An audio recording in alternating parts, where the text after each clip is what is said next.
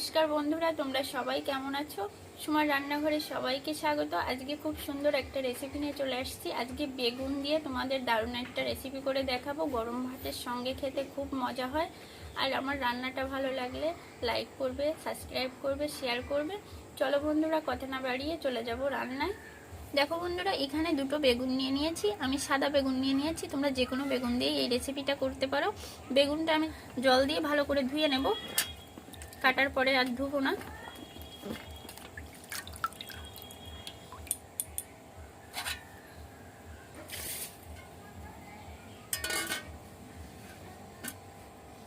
প্রথমে আমি গোটাটা কেটে বাদ দেব। আর বেগুনের শেপটা আমি গোল গোল করে দিচ্ছি, তোমরা তোমাদের পছন্দ অনুযায়ী কেটে নেবে। দেখো এভাবে করে কেটে নিচ্ছি, চাকা চাকা করে।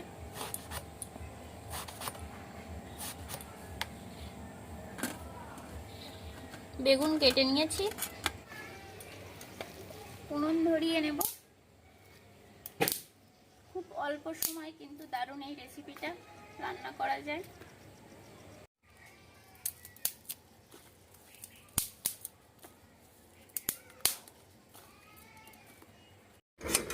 উনুন ধরিয়ে নিয়েছি, কড়াই বসিয়ে দেব। কড়াই খুব সুন্দর করে গরম করে নিয়েছি। সাদা তেল দিয়ে দেব, তোমরা সর্ষের তেল দিয়েও রান্না করতে পারো। কেটে রাখা বেগুন হালকা ভেজে নেব।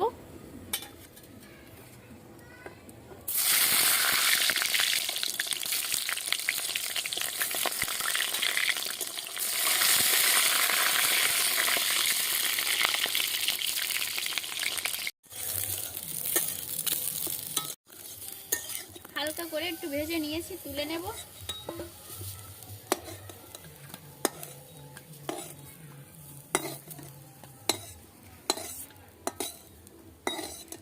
কড়াইতে আবার সাদা তেল দিয়ে দেব।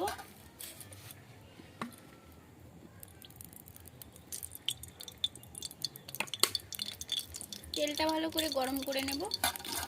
এখানে মশলা কি কি মশলা নিয়েছি বলে দেব।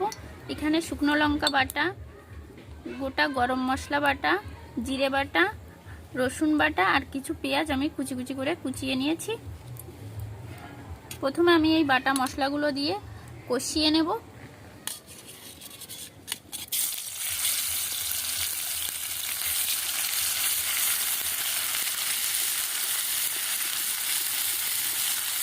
হলুদ গুঁড়ো দিয়ে দেব,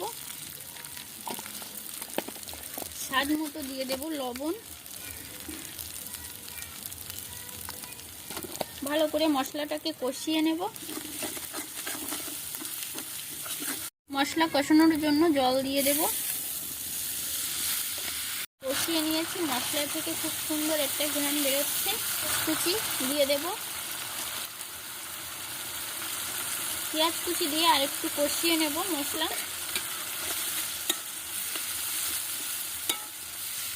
পেঁয়াজ একটু নরম হয়ে আসলে ভেজে রাখা বেগুন দিয়ে দেব। ভালো করে মশলার সঙ্গে মিশিয়ে নেব।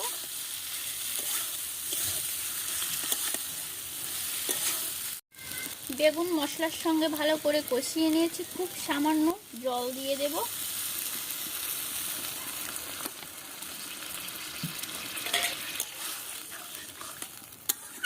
ঢাকা দিয়ে দেব। 10 মিনিটের ভিতরে কিন্তু এই রান্নাটা হয়ে যাবে।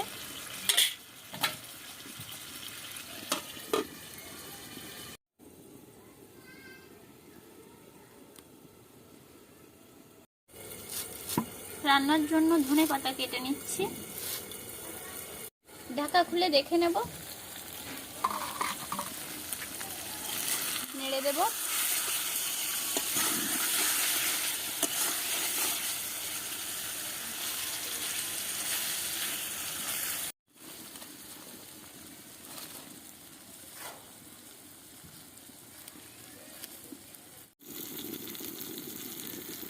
সবার লাস্টে দিয়ে দেব ধনেপাতা কুচি। ধনেপাতা কুচি দিয়ে একটু নেড়ে নেব।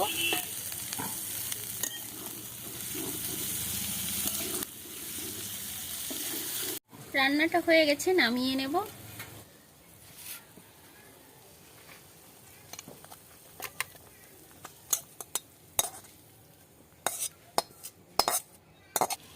বন্ধুরা তোমাদের একটু কাছ থেকে দেখাবো, দেখো দেখতে কতটা লোভনীয় হয়েছে।